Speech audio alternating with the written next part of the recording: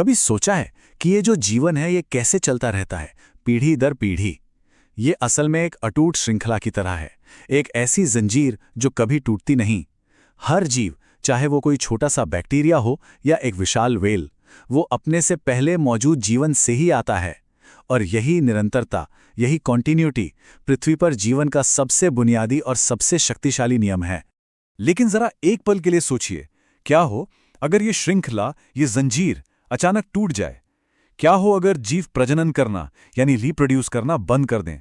नतीजा बहुत ही भयानक होगा। कुछ ही पीढ़ियों में सारी की सारी प्रजातियां हमेशा के लिए गायब हो जाएंगी, धरती वीरान हो जाएगी। और यहीं पर प्रजनन की अविश्वसनीय शक्ति सामने आती है। ये सिर्फ कोई बायोलॉजिकल प्रोसेस नहीं है, ये तो मौत पर जिंदगी की जीत है। ये कुदरत का वो तरीका है जिससे जीव अपने जैसे नए जीव यानी संतान पैदा करते हैं और ये पक्का करते हैं कि उनकी प्रजाति आने वाली अनगिनत पीढ़ियों तक जिंदा रहे। तो आज हम जीवन की इन्हीं दो जबरदस्त रणनीतियों के बारे में बात करने वाले हैं। पहली, एक परफेक्ट कॉपी बनाने की कला, और दूसरी, एक ऐसी गेम चेंजिंग रणनीति जो सब कुछ बदल देती है, एक नया मिक्सचर बनाना।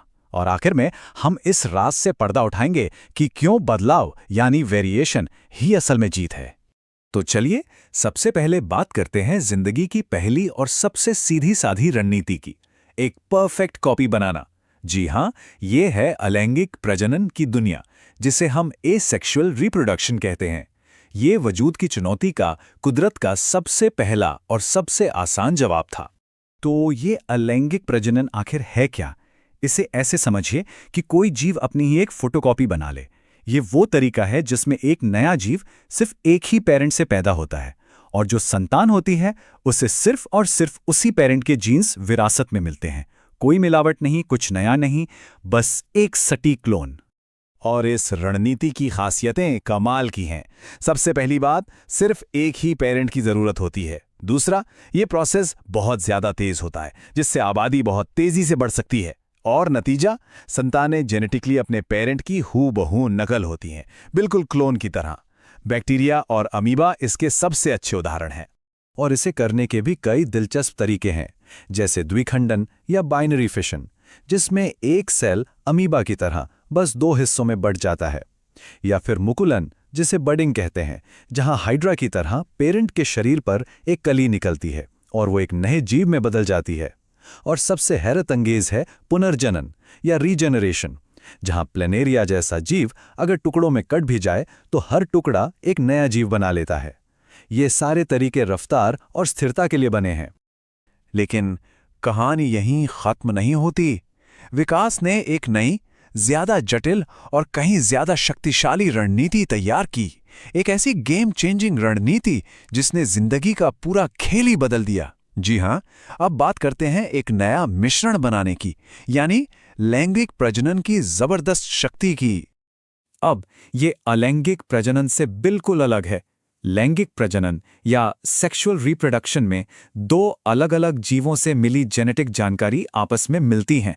यहां हम कॉपी नहीं बना रहे हैं, हम एक बिल्कुल नया मिश्रण बना रहे हैं, एक ऐसा कॉम्बिनेशन जिसमें अनगिनत संभावनाएं छिपी हैं।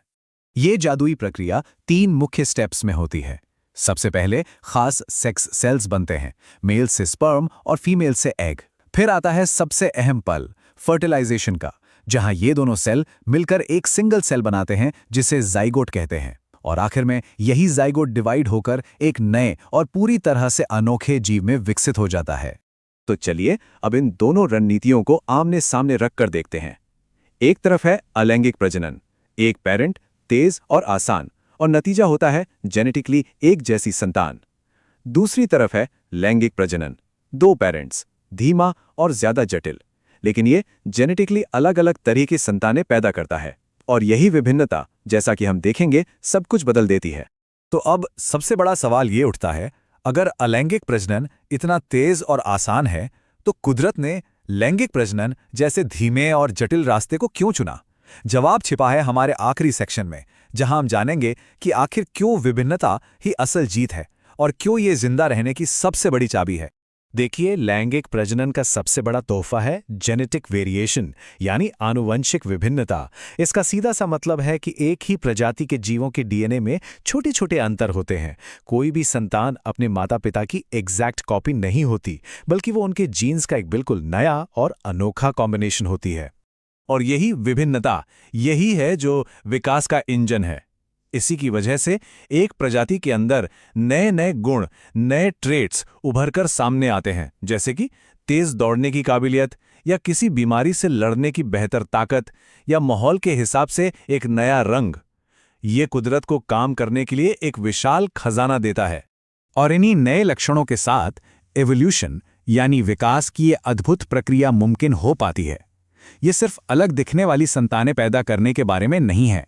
ये जेनेटिक फेरबदल प्रजातियों को एक लगातार बदलते हुए माहौल के हिसाब से ढलने की ताकत देता है। सोचिए, कोई बीमारी फैल जाए तो जिस प्रजाति में जेनेटिक वेरिएशन होगा, उसमें कुछ ऐसे जीव जरूर होंगे जो बच जाएंगे। ये लंबे समय तक जिंदा रहने की सबसे बेहतरीन बीमा पॉलिसी है। तो कुल मिलाकर हमारे सामने जिंदा रहने के दो रास्ते हैं। अलैंगिक प्रजनन, जिसमें एक पेरेंट होता है और जिसका नतीजा है स्थिरता और रफ्तार, जैसा कि अमीबा में दिखता है। और दूसरा है लैंगिक प्रजनन, जिसमें दो पेरेंट्स होते हैं और जिसका नतीजा है विभिन्नता और अनुकूलनशीलता, जैसा कि हम इंसानों में देखते हैं। और यह हमें एक बहुत ही गहरे और अहम सवाल पे लाके छोड़ देता है। इस लगातार बदलती दुनिया में जिंदा रहने के लिए क्या बेहतर है, एक जैसी स्थिरता या बदलने की क्षमता? कुदरत ने तो अपना दांव साफ तौर पर अनुकूलन यानी एडेप्टेशन पर लगाया है, और शायद इसमें हम इंसानों के लिए भी कोई सबक छिपा है।